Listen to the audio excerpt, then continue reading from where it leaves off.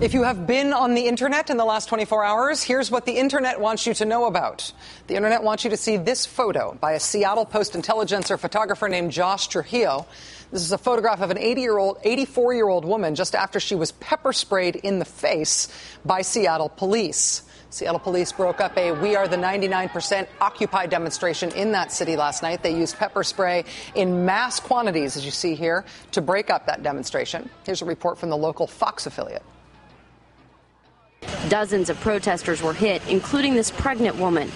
An 84-year-old elderly woman was also sprayed, and just moments before, one woman had told us about taking a breather. Folks thought that we'd take a little short rest here. But that wasn't in the cards. This was the second time today pepper spray was used. Now, there's been a lot of interest generated about this 84-year-old woman who was hit with pepper spray. We can tell you online tonight, a lot of emails, comments, sharing of her pictures. She says she's doing okay and credits not being trampled in the crowd because a war veteran came to her aid.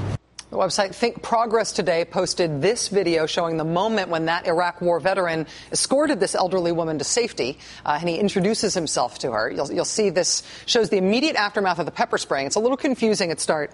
People are hurt, right? You can tell that there's some confusion, but then there's this big strapping guy with this elderly woman who's just been pepper sprayed, and he's telling her that she's safe.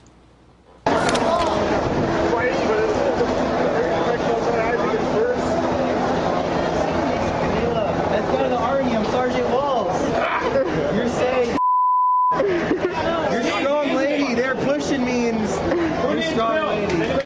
He says, I think what he says there is, I just got out of the Army. I'm Sergeant Walls. You're safe. The woman who was pepper sprayed, her name is Dorley Rainey. She is 84 years old. After the incident last night, she wrote an email to an alternative paper in Seattle called The Stranger, describing what had happened. Here's what she said. Quote, something funny happened on my way to a transportation meeting in Northgate. As I got off the bus at 3rd and Pine, I heard helicopters above. Knowing that the problems of New York would certainly precipitate action by Occupy Seattle, I thought I'd better check it out. Free speech does have its limits, as I found out, as the cops shoved their bicycles into the crowd and simultaneously pepper sprayed the so-captured protesters. If it had not been for my hero, Iraq vet Caleb, I would have been down on the ground and trampled. This is what democracy looks like. Then she said, it certainly left an impression on the people who rode the #1 bus home with me. In the women's movement, there were signs which said, screw us and we'll multiply. Screw us and we'll multiply. She's 84. Joining us now for the interview is my friend John Hodgmans, author of the new book, That Is All. He's also, and I think this is a Rachel Maddow show first, he's a self-described deranged millionaire. Mr. Hodgmans, thank you for being here. Hello, Rachel. How are you? I'm good. It's nice to see you. You too. Do you mind if I take my shoes off? No, that's fine. I just would feel more comfortable. I understand you're an eccentric, deranged millionaire. Well, now that I have my money right, I can do whatever I want and no one can stop me. I have rights in this country now. You better? You feel better? My socks are still on, but we'll deal with that later. Is that mustache real? It is. It's very real.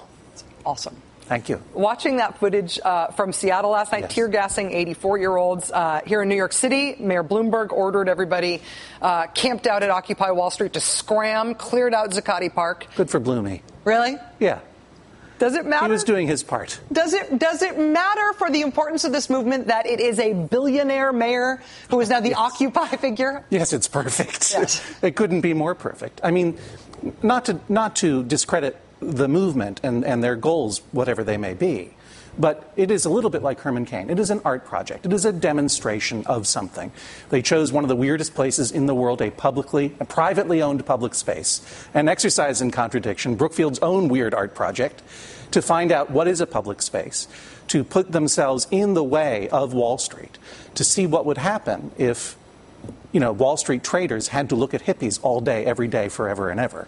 And when the masters of the universe had to listen to drum circles all day long, who was going to blink first? The confrontation of this kind was inevitable, and I think could only have been part of the project. There was no better way than to have a billionaire operating at the request of a major corporation to send in police to kick everybody out and then throw a bunch of books in the garbage.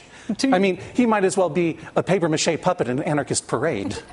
Does this, in understanding it that way, it means that you're saying that the establishment essentially blinked first, that Wall Street blinked first. The protesters were perfectly happy to stay, but the establishment couldn't handle it, and so they had to force them out. Does that mean it has been sort of a victory for the protesters? Well, I think that it is certainly a turning point, because it is essentially a wonderful closing act in a long period of tense confrontation. At some point, this confrontation was going to happen. And I think that, to some degree, this is the perfect way for it to end. Because if the occupation had dissipated because of the winter, if the occupation had turned ugly because it had been co-opted by people who didn't have the best intentions or whatever, it wouldn't send the message that everyone's getting today, which is that there are tensions here that need to be resolved. So, can I see your sock? Your sock. Sure. Hang on. I just want to confirm that. There, yeah. All right, sorry. I meant on your foot, but that's okay. No, that's all right. Yeah, that's fine. Now I feel much better. Now I can be comfortable. What do you think that the protesters should do now that they have been kicked out of Zuccotti Park? Well, or at least kicked out for staying overnight? Well, I mean, it's a real question. I mean, here's the thing. If you consider it a demonstration, a kind of an art project, I know from years in entertainment, the show goes on too long, it eventually becomes accused of spreading tuberculosis everywhere. That's why they had to close Cats, right? What is the next logical thing? Occupying bridges, decrepit bridges in particular, that's a great way to destroy some bridges. Maybe they'll have to build new ones then. Do you know what I mean? In Boston, the Occupy Boston protesters actually say they are going to demonstrate at the Charlestown Bridge, but just right next to it, because they are worried that if they walk onto the Charlestown Bridge, the century-old rivets in the bridge will all pop into the river, and then that'll be it. That would certainly make a statement. Yes. And that's what liberals do best, right? Make great, beautiful, descriptive statements about things. But what could you do? You could have one person standing in there perpetually in shifts, so forever or whatever. But it's hard to say. I think they need someone to organize this a little bit. You think they need a leader? Yeah, well, a CEO. Maybe me, for example. Are you available? Well, sure. And I don't know anything about running a business, but I don't have to. I'm an art project too. I'm like Herman Cain too. And the thing is, they're practically millionaires themselves. They're sitting on $500,000 of donations. Give that to me. I'll put that in some mortgage-backed securities. I'll make them all deranged millionaires in 3 weeks. That's the American dream, right? Have you considered donating copies of your new book, That Is All, to the Occupy Wall Street People's Library? I had been invited to go down to the library before this happened, and I haven't been able to because I've been on this book tour. And I've seen the Occupy movement in Portland, and I've seen it in Boston, all through the windows of town cars, of course, but I was very impressed. And I was really looking forward to going down to the library, and it really hurt my heart. I mean, no disrespect to 84-year-olds being sprayed with pepper spray. That is awful, obviously, literally on its face.